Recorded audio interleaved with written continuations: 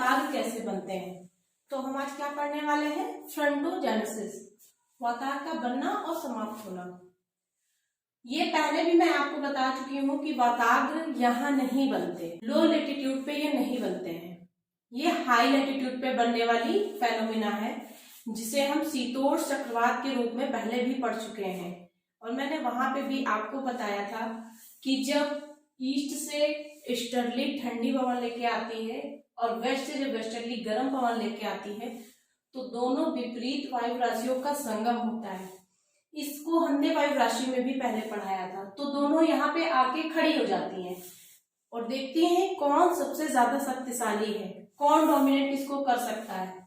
ठीक है, तो ये वाली जो लाइन है देखिए 55, ये जो रेखा है इसको क्या कहते हैं, वाताग्र रेखा। क्या कहते हैं, वाताग्र रेखा। ये 2 बार होती है वर्ष भर में, ये सिचुएशन विश्व की इक्विनॉक्स की सिचुएशन में। कब कब होती है, 21 मार्च और 22 या 23 सितंबर। ठीक है, ये 2 बार बनते हैं। अच्छा सोचिए, अगर हम नॉर्थ हेमिस्फीयर की बात कर रहे हैं, हम उच्च अक्षांश की बात कर रहे हैं, तो वहां पे 21 मार्च वाले विश्व की स्थिति में ज्यादा गर्मी होगी या 22 दिसंबर वाले सिचुएशन में ज्यादा गर्मी होगी। तो आप समझ गए होंगे कि जो 21 मार्च वाले में है उसमें ज्यादा गर्मी होगी, क्योंकि उसके बाद सन ऊपर जाएगा, है ना, कर्क रेखा को छूने की कोशिश करेगा तो गर्मी ऊपर बढ़ जाएगी। और अगर 22 दिसंबर की बात हम करेंगे तो क्या होगा, ठंडक ज्यादा बढ़ जाएगी, यानी कि कोल्ड एयर मास जो है वो ज्यादा इफेक्टिव हो जाएगी। कब, जब हम 22 सितंबर या 23 सितंबर की बात करेंगे, क्योंकि उस समय सन नीचे जाएगा मकर रेखा को टच करने, और मकर रेखा यानी नीचे गर्मी होगी तो ऊपर ठंडक ज्यादा होगी। तो जब ज्यादा ठंडक होगी तो कौन सी वायु राशि ज्यादा इफेक्टिव हो जाएगी, कोल्ड।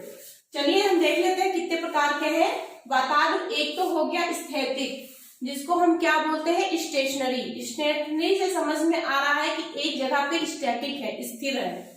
ठीक है, संघोरित मतलब मिलते हैं, अक्लूडेड, मिल जाता है कोई किसी में, चाहे गर्म वाली राशि शीत वाले में मिल जाती, चाहे शीत वाली गर्म वाले में मिल जाती, कोई ना कोई थोड़ा सा आगे बढ़त ले लेता है। ठीक है, शीत वाताग्र और उष्ण वाताग्र, ये तो आप जस्ट अपोजिट है। स्थैतिक याद करिए, दोनों के यहाँ के बीच की स्थिति देख लीजिए, और ऑक्लूडेड थोड़ा सा बढ़ जाना। ठीक, तो ये 4 तरीके के होते हैं। अब हम देखते हैं कि शीत वाताग्र कब बनेंगे, इनकी क्या दशाएं होती हैं। जैसा कि मैंने पहले ही आपको समझा दिया है कि देखिए 23 सितंबर के बाद सन नीचे की तरफ जाएगा, 22 दिसंबर पे कैप्रिकॉर्न को पकड़ने, उस समय क्या होगी, नॉर्थ हेमिस्फीयर में ज्यादा ठंडक होती। ठीक है, तो कौन सी एयर मास सबसे ज्यादा प्रभावी होगी, कौन सी वायु राशि ज्यादा होगी, शीत वायु राशि। तो हम उसी की बात करने वाले। देखिए शीत वायु राशि की अधिकता होती है, कोल्ड एयर मास ज्यादा होते हैं, और वहां पे क्या होती है, इनके बनने की पूर्व दशाएं क्या है। आप अगर इसको पकड़ लेंगे तो ये सब चीज अपने आप लिखेंगे, याद करने की कोई जरूरत नहीं है। क्या होगा हमें पता है, कोई चक्रवाती दशा नहीं है, साफ मौसम होंगे, आसमान स्वच्छ होगा। अच्छा, गर्मियों में जब चक्रवात आने वाले होते हैं तो एयर वेलोसिटी कितनी तेज होती है, बहुत तेज होती है। तो यहाँ पे क्या होगी, कम होगी। अपोजिट, मंद पवन प्रवाह, विक्षोभ मतलब कि डिस्टरबेंस, प्रॉब्लम, वो कौन सी साइक्लोनिक कंडीशन में होता है, तो वो यहाँ नहीं होगा, विक्षोभ अनुपस्थित होंगे। सूर्य तब कम तथा तिरछा होगा। देखिए यहाँ पे जब 22 दिसंबर को नीचे सन जा रहा है तो हम 50 के आसपास के जो भी लैटिट्यूड है वहां पे क्या होगा, तिरछी संरेखा होगी, इंसोलेशन कम होगा, शॉर्ट वेव्स का अधिक अल्बेडो, ये हम पर्वतीय क्षेत्र की बात कर रहे हैं। तो ये सारे जो दशाएं, सारी कंडीशंस है, कब तक रहे, कम से कम 2 हफ्ते तक मेंटेन रहे। तो क्या होता है, ये वाली सिचुएशन होने के बाद फिर यहीं से शीत वाताग्र बनने स्टार्ट हो जाते हैं। आपको मैं एक बात बता दूं, शीत वाताग्र जब बनते हैं तो उस समय आप ये मत सोचिएगा कि शीत वाताग्र में बारिश नहीं होगी। सुनने में बड़ा अजीब लगता है, लेकिन यही सही है कि शीत वायु राशि में बारिश होती है और उष्ण वायु राशि में बारिश नहीं होती है, पहली बात। और इसको आप समझिएगा कैसे, आइए चलते हैं। देखिए ये पहली कंडीशन है, इसको क्या कहते हैं, स्टैटिक। स्टैटिक क्यों, क्योंकि ये देखिए ये वाली जो लाइन है, ये वाली जो लाइन है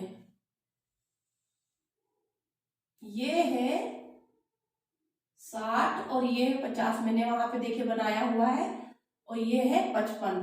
तो यहाँ पे आके यहाँ पे पूर्वी ध्रुवीय पोलर मतलब पवन जो शुष्क है आके ठंडी खड़ी हो जाती, और इधर से गर्म आर्द्र पछुआ वेस्ट से खड़ी हो जाती है। और ये दोनों कहती है ये मेरी सीमा है, ये कहती है मेरी सीमा है। अब दोनों में बड़ी कंफ्लिक्ट की है, मेरी सीमा वो तुम्हारी सीमा, तो क्या किया जाए? तो कहते हैं कोई बात नहीं, लाइन ऑफ डिवीजन कर लेते हैं। तो बीच की लाइन क्या हुई? 55, 55। ये तो आप समझ गए, ये लाइन होती है, फ्रंट लाइन इसको बोलते हैं। ये तो कंडीशन हो गई स्टैटिक। अब देखिए संघोरित मतलब कुछ शामिल हो जाना किसी में, ऑक्लूडेड में, ये वाली कंडीशन देखिए।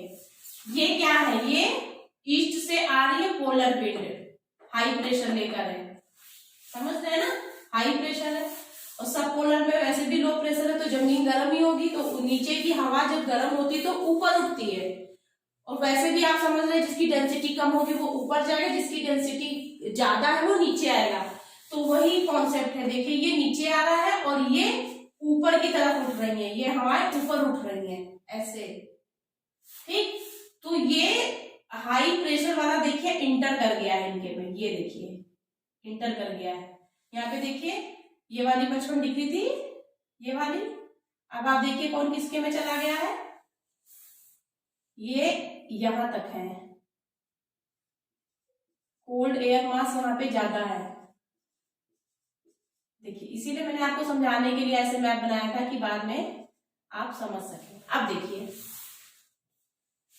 यहाँ पे क्या ज्यादा लग रही है, यहाँ पे इतनी बढ़त इसने बना ली, कोल्ड मास ने, कोल्ड एयर मास ने, शीत वायु राशि यहाँ तक आ गया है, ठीक है।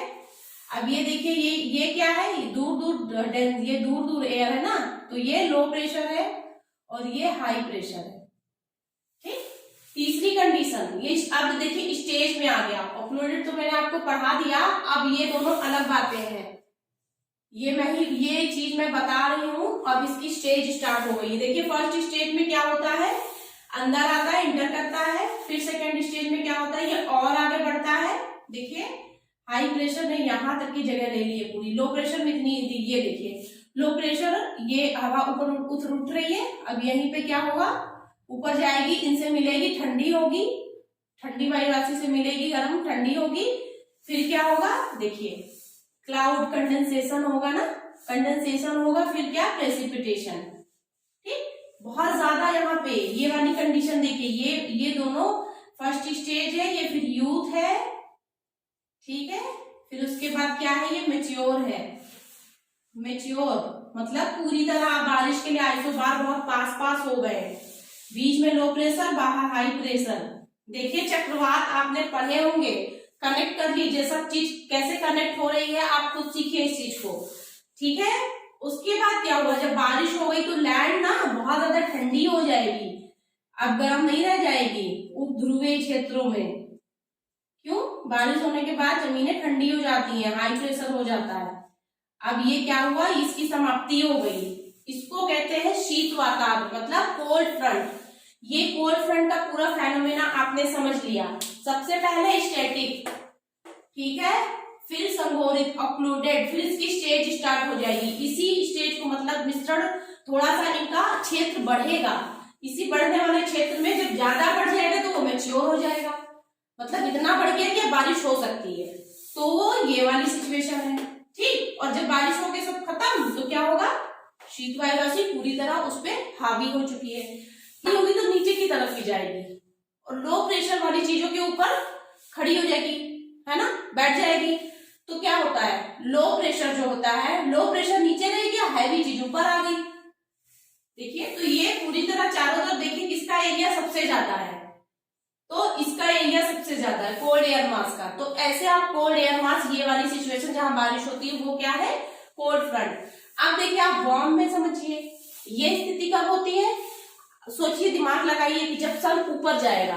21 जून पे वहां पे पहुंचेगा, तो ये वाला जो स्टेशनरी वाला सिचुएशन 21 मार्च को जब बनेगा, वो 21 मार्च को बनेगा, उसके बाद ये वाला जब वार्म वाला ज्यादा फैलेगा, क्योंकि अब वहां पे क्या है, अब वहां पे वार्म एयर मास ज्यादा होने वाली है, तो वार्म क्या करेगी, वार्म देखिए यहाँ पे मिली कोल्ड से, ये कोल्ड है, इधर से आ रही ईस्ट से, इससे मिली, तो क्या होता है ना कि गर्म ठंडी चीज को गर्म में मिला तो वो गर्म ही हो जाता है।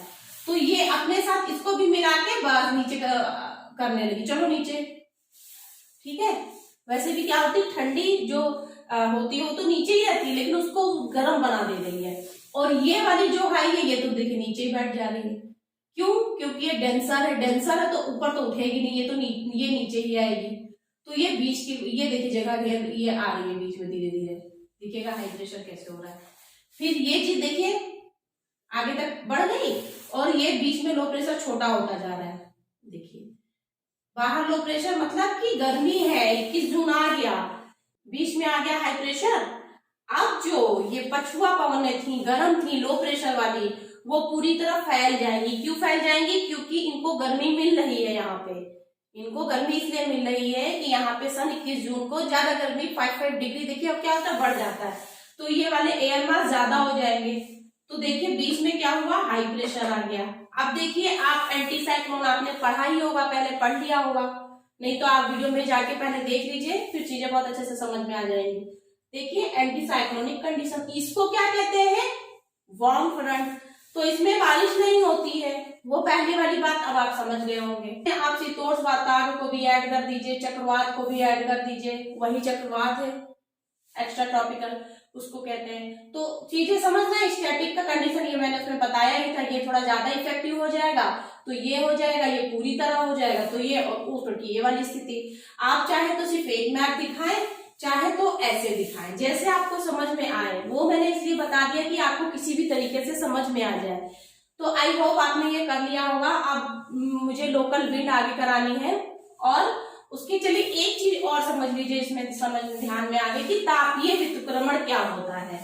टेम्परेचर इन्वर्जन मतलब रिवर्स हो जाते हैं। क्या मतलब है इसका? इसका ये मतलब है, पूछ लेते हैं ये तापीय व्युत्क्रमण क्या है। देखिए नॉर्मल कंडीशन क्या होती है, नॉर्मल कंडीशन होती है जब हम ऊपर जाते हैं तो क्या होता है, टेम्परेचर गिरते हैं, टेम्परेचर गिरते हैं, डेंसिटी गिरती है ना, ये होता है कि नहीं होता है?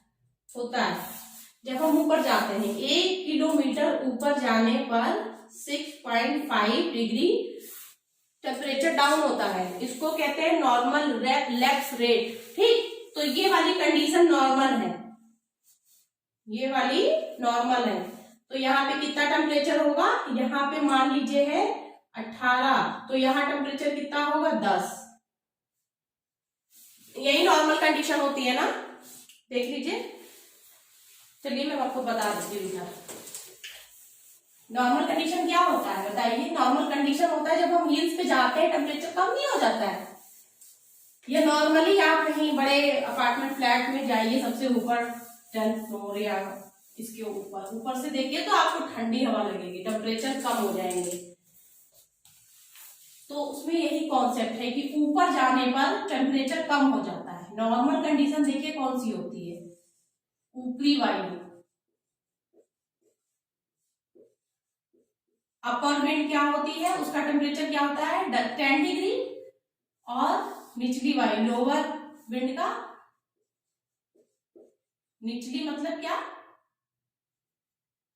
निचली मतलब जो लोअर टॉपोस्फेरिक में है, ठीक है। निचली वायु का क्या होगा, आप मान सकते हैं, कोई भी डिजिट मान सकते हैं, बस इतना ध्यान रखिएगा कि ऊपर कम रहे, ये चीज है, ठीक है। तो ये तो नॉर्मल कंडीशन हो गई, सामान्य स्थिति, ताप व्युत्क्रमण की स्थिति बता रही हूं मैं। सामान्य स्थिति में ये होता है। अब ताप व्युत्क्रमण की स्थिति क्या होती है, देखिए जस्ट अपोजिट, बोला ना विक्षोभ की स्थिति को बोलते हैं। तापीय विक्षोभ पूछ ले, है ना, तो हम लोग स्टडी डिस्टर्बेंस पढ़ते हैं, ठीक उसी तरह वो बारिश में कर देती है विक्षोभ, ये टेम्परेचर में कर दे रही है।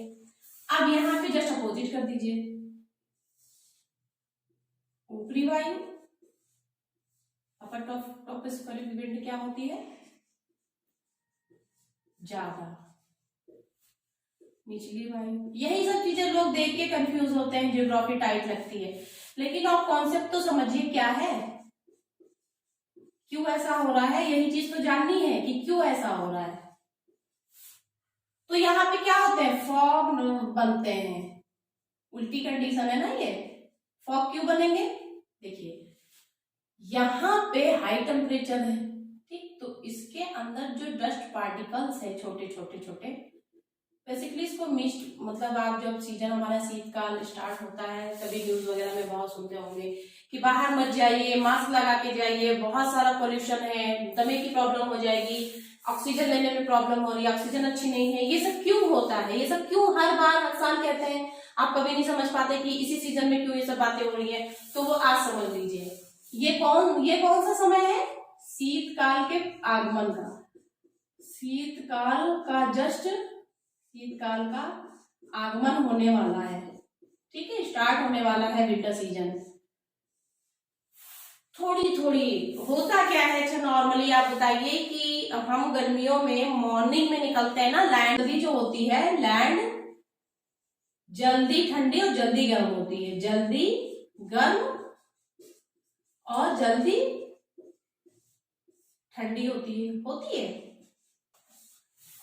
तो जब ठंडक का समय आता है, हमारी एयर जो होती है, एयर और वाटर बहुत जल्दी ना ठंडे होते ना बहुत जल्दी गर्म होते हैं, उनके में सर्कुलेशन स्टार्ट रहता है, ठीक है। लैंड तो सर्कुलेट होती नहीं, वो तो स्टैटिक है, वो स्थित है एक जगह पे, ये सब स्थित नहीं है, इसलिए बहुत जल्दी नहीं गर्म होते ना ही बहुत जल्दी ठंडे होते हैं। ऐसे ही जल का भी है, बहुत देर से गर्म होगा और बहुत देर से ठंडा होगा, लेकिन लैंड में ये चीज नहीं है। अगर मौसम ठीक हो गया और शीतकाल का आगमन हो गया तो ये वाले टेम्परेचर और इस वाले टेम्परेचर में लैंड जल्दी ठंडे हो जाएंगे। लैंड अगर जल्दी ठंडे हो गए तो ये लैंड की बात हो गई, लैंड ठंडे हो गए बहुत जल्दी, उनका टेम्परेचर क्या हुआ? गिर गया। मतलब जो दिन में मान लीजिए जो 15 दिन पहले गर्मी थी और शीतकाल आने वाला है तो वो तो टेम्परेचर लो होगा ना, लेकिन यहाँ पे ऐसा नहीं होता।